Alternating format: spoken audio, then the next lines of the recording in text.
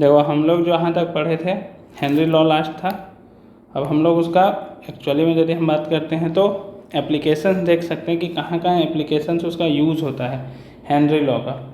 तो ध्यान में रखना ये थ्योरी वाला टॉपिक है, वाई करके क्वेश्चन पूछा जा सकता है कि हेनरी लॉ का जो एप्लीकेशन था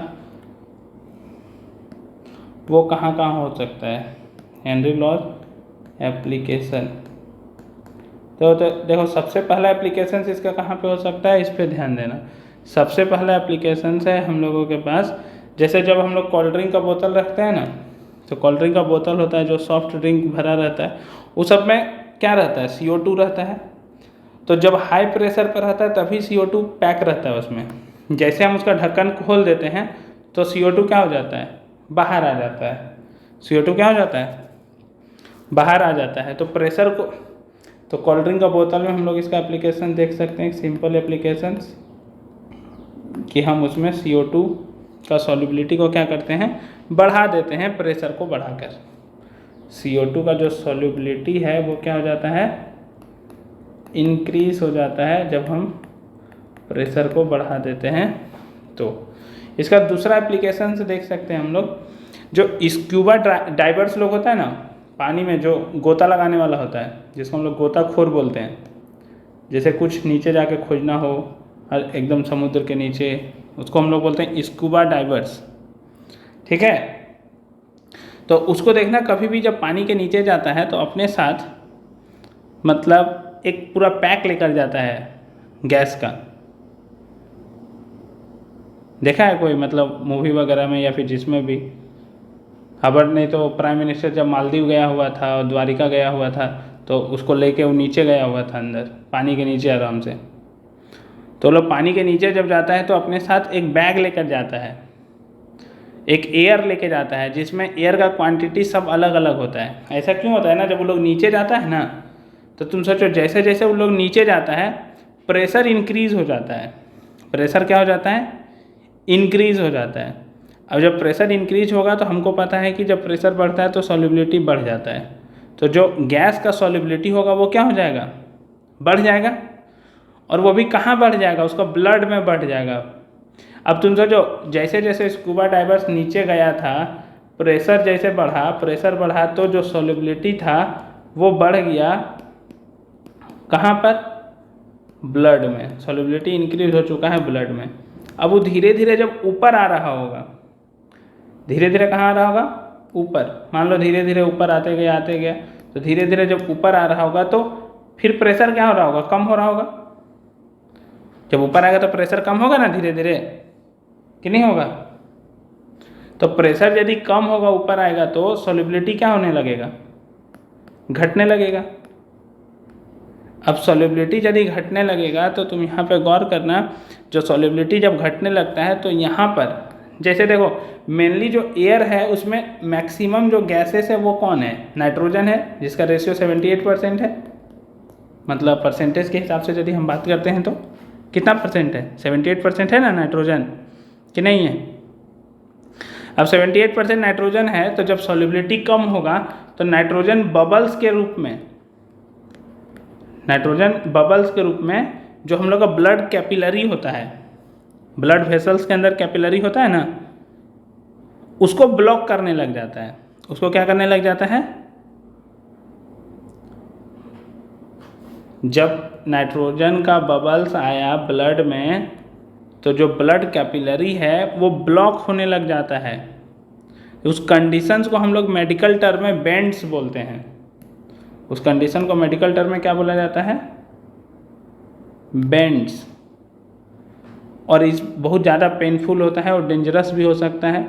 इसीलिए इस बेंड से बचने के लिए स्कूबा डाइवर्स लोग अपने साथ एक एयर लेके जाता है जो एटमॉस्फेरिक एयर जैसा नहीं होता है परसेंटेज उसमें।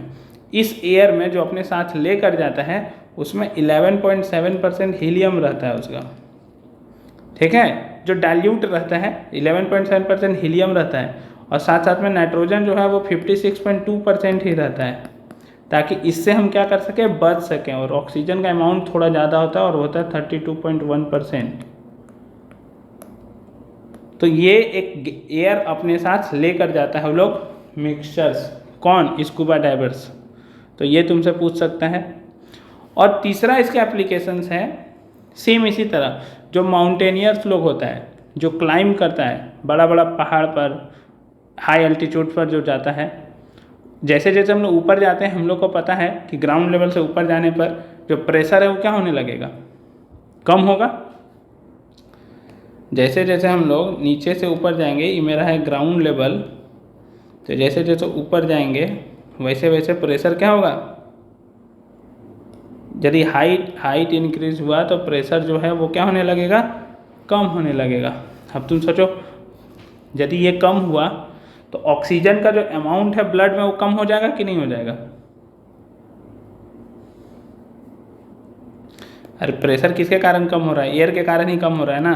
अब एयर के कारण कम हो रहा है, इसका मतलब वहाँ पे एयर कम है, मतलब ऑक्सीजन का कम ही हो जाएगा। ऑक्सीजन का क्या हो जाएगा? कम ही हो जाएगा। ऑक्सीजन का कम ही हो जाएगा तो ब्लड में ऑक्सीजन का अमाउंट कम हो जाएगा, तो उसका जो एबिलिटी है पहले के कंपैरिजन में उसको थोड़ा थका हुआ महसूस होगा। ठीक है, उसको क्या होगा? थका हुआ महसूस होने लगेगा, और उस समय वो क्लियरली कोई भी चीज़ सोच नहीं पाएगा कि क्या हो रहा है और क्या नहीं हो रहा है। और उस समय जो कंडीशन क्रिएट होगा उसको मेडिकल टर्म में हम लोग एनोक्सिया बोलते हैं। क्या बोलते हैं इस सिम्टम को? एनोक्सिया। मतलब उसका बॉडी पूरा वीक हो चुका है और क्या करना चाह रहा है क्लियरली सोच भी नहीं पा रहा है, मतलब उसका जो थिंकिंग एबिलिटी है वो थोड़ा देर के लिए रुक गया है। इसीलिए जब माउंटेनियर्स लोग होता है तो वो अपने साथ ऑक्सीजन्स लेकर जाता है। क्या लेकर जाता है? ऑक्सीजन। समझ में आया कि नहीं आया? तो ये है हेनरी लॉ का एप्लीकेशंस, उसके बारे में बात किया गया है। ठीक, यहाँ तक कोई डाउट है?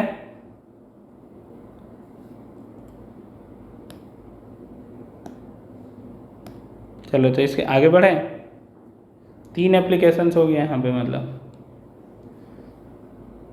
और टेम्परेचर वाला तो हम लोग देखे ही थे कि solubility of gas in liquid क्या क्या होता है।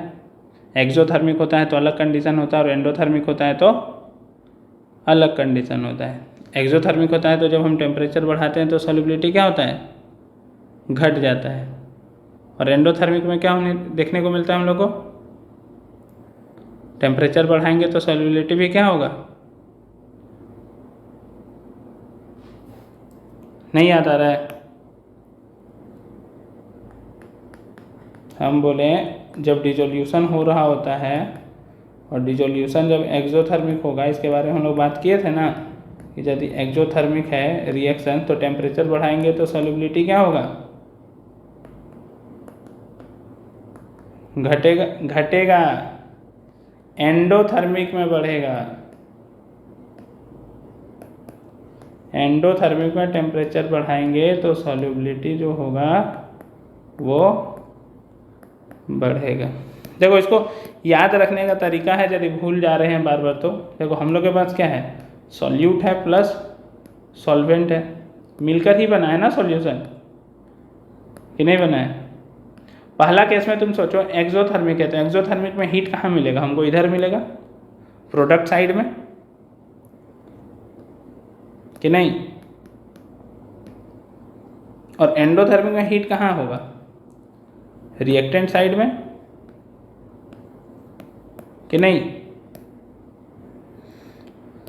अब यहाँ पे तुम सोचो कि यदि हम टेम्परेचर को बढ़ा रहे हैं, टेम्परेचर को बढ़ा रहे हैं तो हीट और बढ़ेगा, कि नहीं? और यहाँ पर यदि हम सेम वही काम कर रहे हैं, यहाँ टेम्परेचर को बढ़ा रहे हैं तो यहाँ पर भी हीट बढ़ेगा, क्योंकि टेम्परेचर बढ़ाने का मतलब हीट तो बढ़ेगा। अब तुम सोचो यहाँ पर हीट किधर बढ़ रहा है? प्रोडक्ट साइड में बढ़ रहा है। किधर बढ़ रहा है? प्रोडक्ट साइड में। और यहाँ पर किधर बढ़ रहा है? रिएक्टेंट साइड में। अब एक केमिकल इक्विलिब्रियम में एक प्रिंसिपल है, ली चार्ट्री प्रिंसिपल। वो बोलता है कि रिएक्शन वैसे मूव करेगा कि वो अपना इक्विलिब्रियम को क्या करना चाहेगा? मेंटेन करना चाहेगा। वो अपना इक्विलिब्रियम को क्या करना चाहेगा? मेंटेन करना चाहेगा। तो तुम सोचो यदि इक्विलिब्रियम को मेंटेन करना है तो हीट यदि इधर बढ़ रहा है तो रिएक्शन पीछे की ओर आ जाएगा ना, कि नहीं आ जाएगा? मतलब हीट ज़्यादा प्रोड्यूस हो रहा है, इसका मतलब क्या होगा, प्रोडक्ट से रिएक्टेंट की ओर आना चाहेगा कि अपना हीट को क्या करना चाहेगा, कम करना चाहेगा ना, अपने आप को फिर से वही स्टेट में लाने के लिए। अब तुम सोचो यदि वो इसी पिछला फॉर्म में ही आना चाहेगा, रिएक्टेंट साइड में ही आना चाहेगा, मतलब सॉल्युबिलिटी क्या होना चाह रहा है, कम होना चाह रहा है, सॉल्यूट ही बन जा रहा है बार बार, तो सॉल्युबिलिटी क्या होना चाह रहा है, कम होना चाह रहा है। लेकिन जस्ट इसका उल्टा साइड, मतलब नीचे वाला केस में देखो, एंडोथर्मिक वाला में जब हम टेम्परेचर बढ़ाएं तो हीट बढ़ा, किधर बढ़ा हीट, रिएक्टेंट साइड में, तो रिएक्शन किधर मूव करना चाहेगा, इसको ये बढ़ रहा है तो इसको क्या करना चाहेगा, फिर से वही कम करना चाहेगा, तो किधर मूव करना चाहेगा, प्रोडक्ट साइड में मूव करना चाहेगा, सॉल्यूशंस की ओर, और सॉल्यूशंस की ओर मूव कर रहा है, इसका मतलब सॉल्युबिलिटी इंक्रीज हो रहा है, घुल रहा है, तभी तो सॉल्यूशन बन रहा है, घुल रहा है तभी तो सॉल्यूशन बन रहा है, नहीं घुलता तो सॉल्यूशन कैसे बनता? समझ में आ गया कि नहीं आया? तो ये चीज़ है, ये ध्यान में रखना। यदि एक्सोथर्मिक है डिसोल्यूशन तो टेम्परेचर बढ़ेगा तो सॉल्युबिलिटी घटेगा, एंडोथर्मिक है तो टेम्परेचर बढ़ेगा तो सॉल्युबिलिटी बढ़ेगा। ठीक है, अब देखो यहाँ पर हम लोगों के पास जो टॉपिक है वो है वेपर प्रेशर। क्या है? Vapour pressure. पहले हम लोग वेपर प्रेशर पढ़ेंगे, उसके बाद हम लोग आएंगे रॉल्ट्स लॉ के पास कि रॉल्ट्स लॉ क्या बोला था, उसके बारे में हम लोग समझने का कोशिश करेंगे। ठीक है, तो सबसे पहले हम लोग समझते हैं वेपर प्रेशर। तो वेपर प्रेशर हम लोग पहले बात कर रहे हैं, जब देखो यदि हम कहीं पे भी वेपर प्रेशर का बात कर रहे हैं, ठीक है, तो जनरली हम बात कर रहे होते हैं लिक्विड का। यहाँ पे देखो हम लोग का जो टॉपिक है वो किस पे बात करने वाला है, लिक्विड सॉल्यूशन पे बात करने वाला है ना, कि नहीं बात करने वाला है? हम लोग पहले ही बात किए थे कि बाइनरी सॉल्यूशन पढ़ेंगे, उसमें भी हम लोग कौन सा सॉल्यूशन पढ़ने वाले हैं, लिक्विड सॉल्यूशंस। लिक्विड सॉल्यूशंस इसका मतलब सॉल्वेंट जो होगा वो क्या होगा, लिक्विड होगा। अब यहाँ पे समझना वेपर प्रेशर कहने का मतलब क्या है कि मान लो एक कंटेनर है मेरे पास, क्या है, एक कंटेनर है। अब कंटेनर है तो क्या होने वाला है, यहाँ पर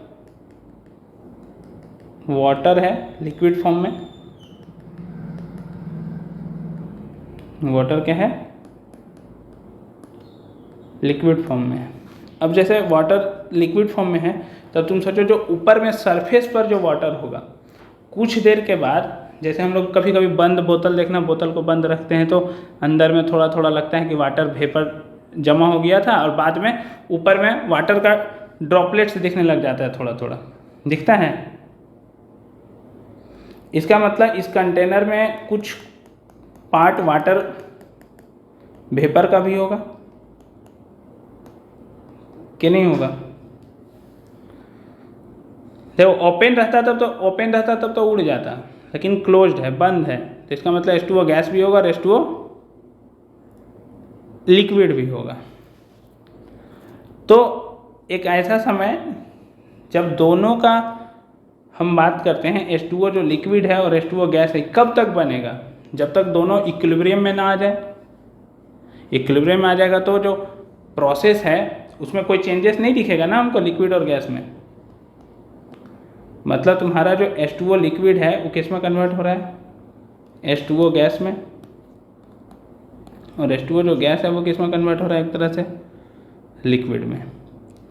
जब लिक्विड गैस में कन्वर्ट हो रहा है तो हम उसको बोल रहे हैं एवापोरेशन, और जब गैस लिक्विड में कन्वर्ट हो रहा है तो उसको क्या बोल रहे हैं हम, कंडेंसेशन।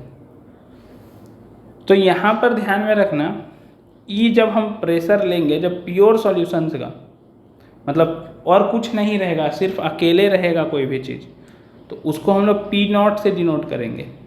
क्या डिनोट करेंगे, जैसे H2O है तो P0 H2O लिख दिए। तो ये ध्यान रखना यहाँ पर पता करने का इस टॉपिक में P0 ऐसे यदि कहीं लिखा हुआ मतलब समझो कि वो अकेले है, उसका अकेले बात किया जा रहा है, उसके साथ कोई भी चीज़ अभी मिक्स नहीं है, इसको हम लोग बोलते हैं vapour pressure of pure liquid.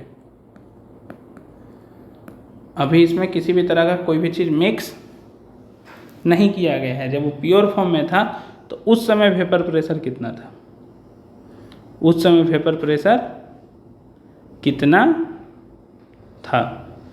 ठीक है, समझ में आया क्या बोले? यदि P0 करके लिख रहे हैं हम कहीं पर भी, जैसे मान लो P0 A लिखते हैं हम, इसका मतलब ये वेपर प्रेशर जो है वो प्योर A का है, मतलब जब A सिर्फ और सिर्फ A है तब P0 A है। P0 B लिख रहे हैं, इसका मतलब सिर्फ और सिर्फ क्या है उसमें, B है। अब यहाँ पे ध्यान देने वाला बात यह है कि यहाँ पर जो अट्रैक्शंस होगा वो सिर्फ किस में कम होगा, सबसे कम किस में होगा, जो सरफेस मॉलिक्यूल्स होगा वही वेपर बना होगा, मतलब जो सरफेस पे होगा, जो ऊपर होगा वही वेपर बन के गया होगा ना, कि नहीं?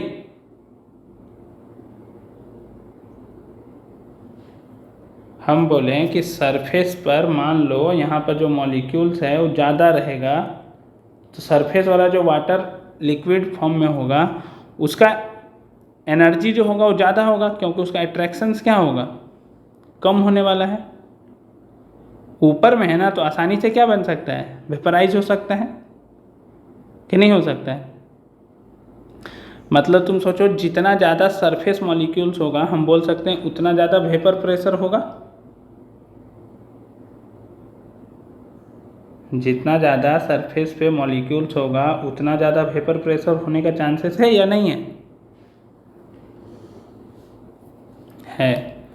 तो ये चीज़ यहाँ पर ध्यान में रखना। उसके बाद ध्यान में रखने वाला बात है कि वेपर प्रेशर किस किस चीज़ पर डिपेंड करता है और किस किस चीज़ पर डिपेंड नहीं करता है।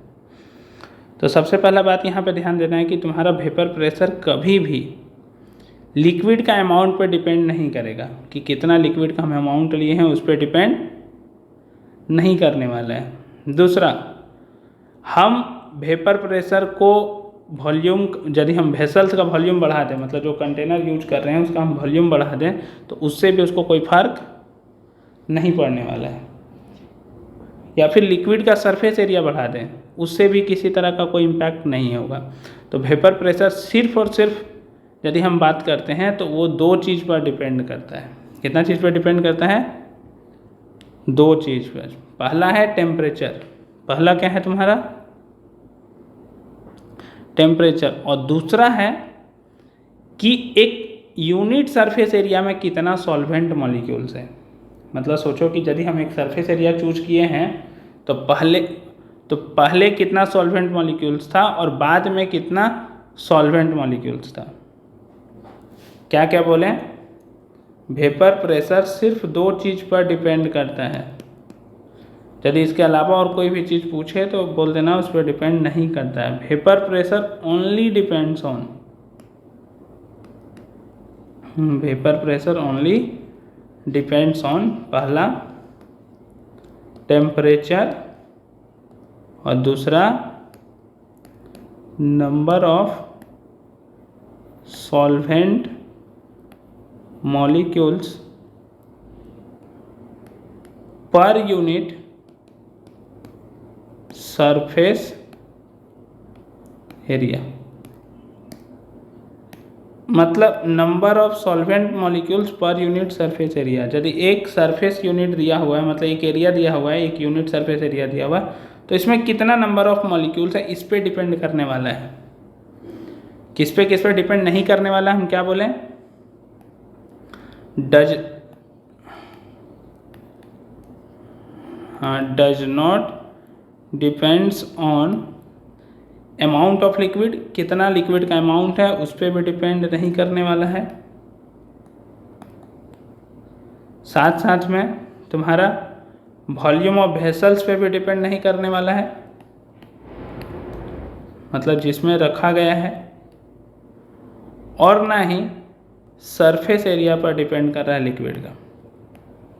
सरफेस एरिया ऑफ लिक्विड, देखो ऊपर में लिखा हुआ है सरफेस एरिया पर डिपेंड कर रहा है, लेकिन सरफेस एरिया पर क्या डिपेंड कर रहा है, ध्यान दो, नंबर ऑफ सॉल्वेंट मॉलिक्यूल्स, कितना नंबर ऑफ सॉल्वेंट मॉलिक्यूल्स है एक यूनिट सरफेस एरिया में, एक यूनिट सरफेस एरिया में कितना नंबर ऑफ सॉल्वेंट मॉलिक्यूल्स है, वो सिर्फ डिपेंड कर रहा है यहाँ पे।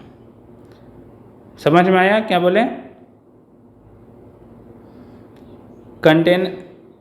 कंटेनर तुम किसी तरह का भी ले लो, उससे कोई फर्क पड़ने वाला नहीं है, सिर्फ डिपेंड करने वाला है टेम्परेचर पर। यदि टेम्परेचर सेम हुआ और number of solvent molecules per unit surface area same हुआ तो वेपर प्रेशर क्या होने वाला है, सेम रहने वाला है। ई अंडरलाइन, ई बढ़िया से अंडरलाइन कर लेना, ये तुमसे पूछ सकता है किस पे डिपेंड नहीं कर रहा है, ठीक है। Does not depends on amount of liquid, volume of vessels, surface area of liquid. ये क्वेश्चन MCQ में पूछा जा सकता है कि वेपर प्रेशर किस पे डिपेंड करता है और किस पे डिपेंड नहीं करता है, तो पूरा अच्छा से दिमाग में बैठा लेना है, ठीक है। अब यहाँ पे एक चीज़ समझना कि मान लो हम लोगों के पास पहले कोई भी चीज़ नहीं था, कोई चीज़ प्योर फॉर्म में था, अब उसमें यदि हम कोई सॉल्यूट मिलाते हैं, क्या मिलाते हैं, सॉल्यूट मिलाते हैं, तो क्या सॉल्यूट ऐड करने से वेपर प्रेशर कम होगा या नहीं होगा, कम होगा। सॉल्यूट मिलाने से कम क्यों नहीं होगा? हम अभी तुमको क्या बोले, number of solvent molecules per unit surface area यदि कम होता, अब तुम सोचो यहाँ पर ही कंटेनर था मेरा, यहाँ पर ही भरा हुआ था पूरा, सिर्फ यही चीज़, अब इसमें हम कोई दूसरा चीज़ ला के मिला दिए, ठीक है, इसमें हम दूसरा चीज़ कोई ला कर मिला दिए, तो दूसरा चीज़ ला के मिला दिए तो इसका भी तो स्पेस कुछ घेरेगा, दूसरा मॉलिक्यूल जब आएगा तो। अब देखो पर यूनिट सरफेस एरिया में कुछ नंबर ऑफ मॉलिक्यूल्स कम होगा या नहीं होगा, अरे कुछ जगह तो घेरेगा ना, 2 गो 4 गो 5 गो कुछ तो घेरेगा कि नहीं घेरेगा,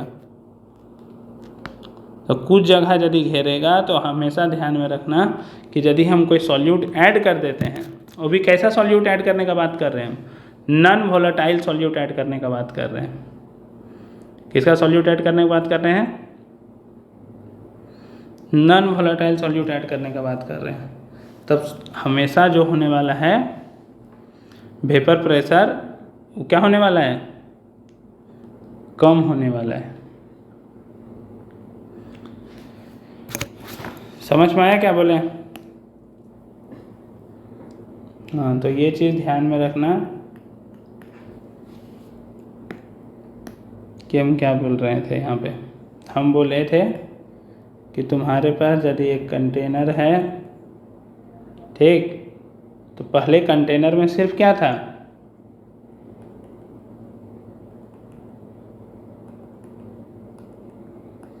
H2O था मान लो, ठीक। अब क्या किए हम, अब हम उसमें मिला दिए हैं ग्लूकोज। अब तुम सोचो पहले H2O था तो H2O का वेपर रहा होगा ऊपर में, H2O का वेपर रहा होगा, लेकिन हम क्या कर दिए, एक सॉल्यूट मिला दिए जिसका नाम है ग्लूकोज। क्या मिला दिए, ग्लूकोज मिला दिए, जो ग्रीन कलर है ये हम मिला दिए ग्लूकोज। अब तुम सोचो जैसे ही ग्लूकोज मिलाएं तो नीचे में क्या हो गया, ग्लूकोज प्लस H2O का सॉल्यूशन हो गया कि नहीं हो गया, अरे ग्लूकोज मिला दिए तो ग्लूकोज और H2O का सॉल्यूशन हुआ कि नहीं हुआ, हो गया। यहाँ पे एक वर्ड हम यूज किए नॉन वोलेटाइल। नॉन वोलेटाइल का मतलब समझना, नॉन वोलेटाइल का मतलब होता है जो इजीली वेपोराइज ना हो, नॉट इजीली वेपोराइज। अब वोलेटाइल का मतलब होता है जो इजीली क्या हो जाए, इजीली वेपोराइज हो जाए, जैसे पेट्रोल स्पिरिट वगैरह क्या होता है, इजीली क्या हो जाता है, वेपराइज हो जाता है। तो नॉन वोलेटाइल का मतलब जो इजीली वेपराइज ना हो, और वोलेटाइल का मतलब जो इजीली वेपराइज हो जाए। तो यहाँ पर एक पॉइंट ध्यान में रखना है, उसको हम बोल सकते हैं वोलेटाइल, कुछ हद तक बोल सकते हैं, पूरा वोलेटाइल नहीं बोल सकते, मतलब उसको तुम नॉन वोलेटाइल कैटेगरी में ही रखो, लेकिन कुछ अमाउंट उसका वेपर बनेगा। ऐसा नहीं है कि पानी रखेंगे तो पानी नहीं गायब होगा, लेकिन पानी गायब होगा, लेकिन उसमें टाइम लगेगा थोड़ा सा। उसमें क्या होने वाला है, टाइम लगेगा। तो यहाँ पे जो तुम्हारा सॉल्यूट है वो है ग्लूकोज, और जो सॉल्वेंट है वो है वाटर। तो ये स्टेटमेंट जो बोल रहे हैं वो अच्छे से ध्यान में रख लेना है कि यदि हम सॉल्यूट ऐड करते हैं, on adding solute to a pure liquid solution, pure liquid, ठीक है। हाँ मतलब सॉल्यूशंस वर्ड बोलना सही नहीं रहेगा, क्योंकि प्योर लिक्विड है तो सॉल्यूशंस क्यों बोल रहे हैं। On adding solute to a pure liquid नहीं ना रहेगा सॉल्यूशन बोलना। Vapour pressure will always decreases. कारण क्या है, because number of solvent per unit area decreases. और ये जो ऑलवेज है उसको अच्छा से दिमाग में रखना है कि वेपर प्रेशर हमेशा डिक्रीज करेगा, क्योंकि number of solvent per unit area क्या होने वाला है, डिक्रीज होने वाला है। समझ में आया। तो यहाँ से ये भी समझ में आ रहा हो कि यदि ज़्यादा सॉल्यूट होगा, मोल्स ऑफ सॉल्यूट यदि हम बढ़ाएंगे, मोल्स ऑफ सॉल्यूट को क्या करेंगे, बढ़ाएंगे, तो वेपर प्रेशर ऑफ सॉल्यूशन क्या होना चाहिए, घटना चाहिए कि बढ़ना चाहिए,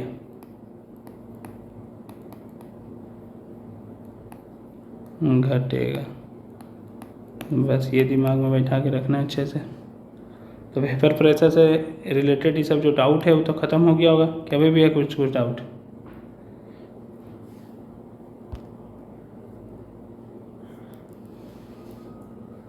तो वोलेटाइल और नॉन वोलेटाइल मतलब समझ में आया ना, क्या है कि क्या नहीं है।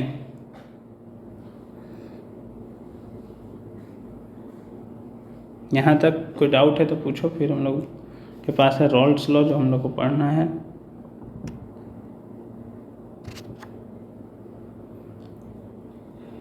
कोई डाउट नहीं है।